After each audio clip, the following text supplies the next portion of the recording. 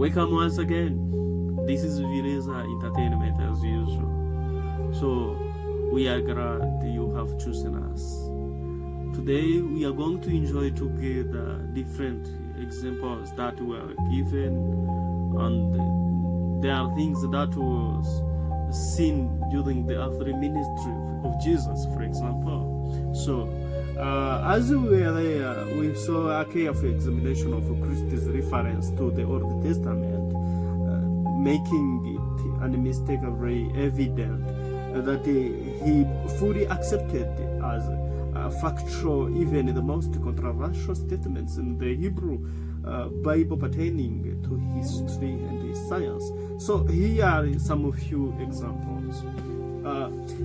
In speaking of his approaching death and resurrection, Jesus affirmed in Matthew chapter 12 verse 30, for as Jonah was 3 days and 3 nights in the belly of a huge fish, so the Son of a Man will be 3 days and 3 nights in the heart of the earth. Apart from the theory of protecting bias, it is impossible to draw from this statement any other conclusion than that Jesus regarded the experience of Jonah as a type pointing to his own approaching experience between the hour of his death on the cross and his bodily resurrection from the tomb on Easter morning. In the resurrection was to be historically factual, and if it was to be antitypical of Jonah's 3-day sojourn in the stomach of the huge fish, then it follows that the type itself must have been historically factual, regardless of the modern skepticism of this point. So the facticity of the Jonah narrative is further confirmed by Matthew chapter 12 verse 41, that the men of Nineveh will stand up at the judgment with this generation and condemn it, for they repented at the preaching of Jonah, and now one greater than Jonah is here. So, namely Jesus himself.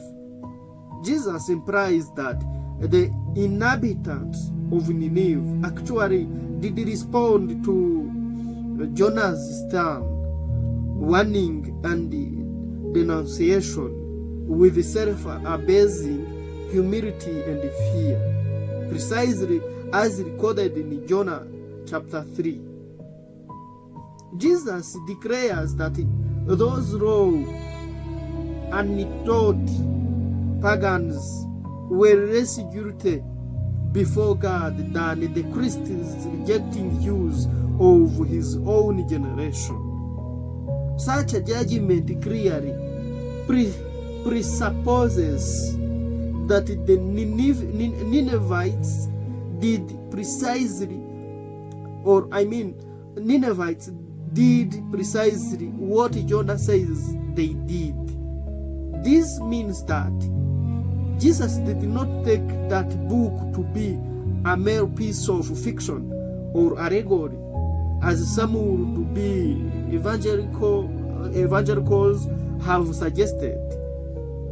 So adherence to such a view is tantamount to a rejection of Christ's inerrancy and therefore of his deity. This is example number 1. Example number 2, another account in scripture that is often considered scientifically and historically unattainable is that of Noah's Ark and the great flood found in the Genesis chapter 6 to 8. But Jesus, in his Olivet discourse, clearly affirmed that, as in those days that were before the flood, they were eating and drinking, marrying and giving in marriage, until the day when Noah entered the ark, and they did not know it until the flood came and it took them all away. So shall the coming of the Son of Man be. Here again, Jesus is predicting that a future historical event will take place as an antitype to an event recorded in the Old Testament.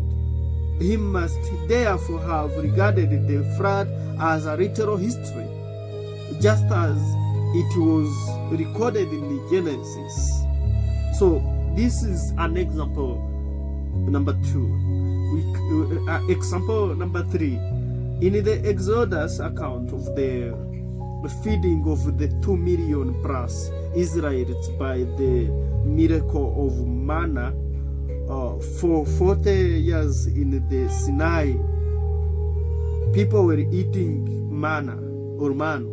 So in the Sinai desert is rejected by some self-styled evangelicals as legendary, but Jesus himself accepted it as a completely historical when he said, your forefathers ate the manna in the desert, yet they died, as it is written in John chapter 6 verse 49. Then in the following verse, he presented himself to the multitude as the antitype, as the true and living bread sent down from the Father in heaven. So this was like it was a third example. The fourth example you needed. It is safe to say that in no recorded utterance of Jesus himself or any of his inspired apostles is there the slightest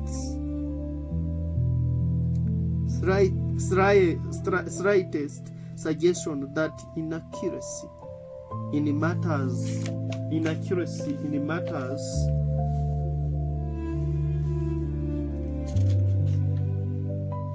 of history or science ever occurs in the Old Testament.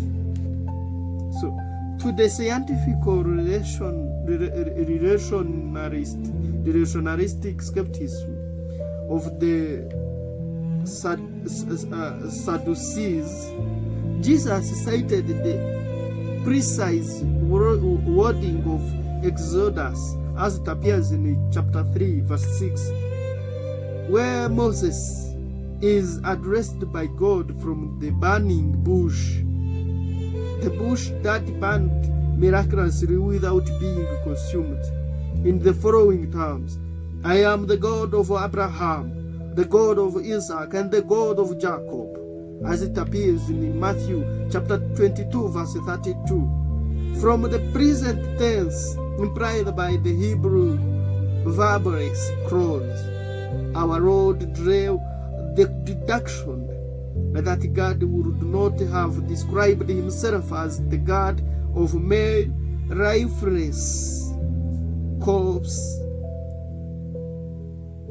mothering in the grave, but only of living, enduring personalities, enjoying fellowship with him in glory. Therefore, the Old Testament taught the resurrection of the dead. We cannot forget the last example. So far as the historicity of Adam and Eve is concerned, Christ implied the validity of the account as it appears in Genesis chapter 2 verse 24, where it is said of Adam and Eve, for this reason a man will leave his father and mother and be united to his wife, and the two will become one flesh, as it appears in Matthew chapter 19, verse 5. In the preceding verse, he referred to Genesis chapter 1, verse 27, which states that God specially created mankind as a male and female at the beginning of human history. That is what he did. And regardless of the modern scientific theory, the Lord Jesus believed that Adam and Eve were literal and historical personalities. Similar confirmation is found in the epistles of Paul, who testified that he received his doctrine directly from the risen Christ, as it appears in Galatians chapter 1, verse 12, especially in First Timothy chapter 2, verse 13 to 14. For Adam was formed, molded, fashioned, then Eve. And Adam was not the one deceived. It was the woman who was deceived and became a sinner. The point at the issue in this passage is the historical background for a man's leadership responsibility in the home and in the church. The historicity of Genesis chapter 3 is presupposed. In this connection, it should be noted that in Romans chapter 5, verse 12 to 21, the contrast is drawn between the disobedience of Adam, who plunged the human race into a state of sin, and the obedience of Christ, who by his atoning death brought redemption to all who believed, because it is still continuous. So Adam is stated to be a typos, a type of him, a typos, or a type of him or of Christ who was to come. If therefore Christ was a historical personage, being the antitype of Adam, it inevitably follows that Adam himself was a historical personage as well. No one can lay honest claim to royal adherence to the doctrinal infallibility of Scripture and leave open the possibility of mythical or legendary Adam as the single ancestor of the human race. This highly doctrinal passage in Romans chapter 5 presupposes that Genesis chapter 2 and chapter 3 contains literal and factual history. So thank you so much for coming to understand the proof, the examples, the reasons why we say that Bible, even though some points can have mistakes, but the points, the target, the goal has no mistake. The goal of Bible has no mistake. Even though there can come like the cultural problems, intercultural problems, linguistic problems, and even border, and even all those kinds of problems. Even though those can come, and even though an enemy can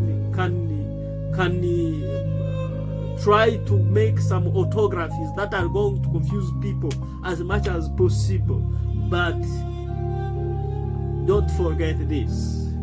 Don't forget this.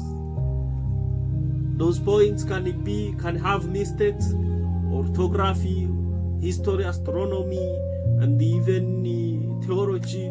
But the thing is, the purpose of Bible, the point where it points, it does not miss. It does not miss the target. The objective is still there. The goal is still clear and understandable. So thank you so much for coming to understand how Bible is an irrevocable, is a strong book, is a must-read book. Thank you so much. So next time I invite you again. We will be seeing where without inerrancy the Bible cannot be infallible. We will try to see what is inside this topic. So you are invited in the 4th episode. Thank you so much.